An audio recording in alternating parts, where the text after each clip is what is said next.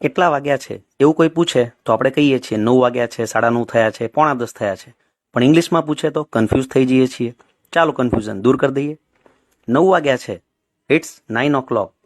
9 ને 5 થઈ છે, ઇટ્સ 9:05. 9 ને 10 થઈ છે, ઇટ ઇઝ 9:10. 9:15 એટલે 9:15, ઇટ્સ 9:15. 9 ને 20 થઈ છે, ઇટ્સ 9:20. 9 ને 25 થઈ છે, ઇટ્સ 9:25. 9 ને 30, ઇટ્સ 9:30. 9 ને 35 થઈ છે, ઇટ્સ 10:25. 9 ને 40, ઇટ ઇઝ 10:20. 9:45 9:45 એટલે ઇટ્સ 9:45. 9:50, ઇટ્સ 10:10. 9:55 5 મિનિટ બાકી છે 10 વાગવામાં, ઇટ ઇઝ 5 to 10. અને 10 વાગ્યા છે, ઇટ ઇઝ 10 o'clock.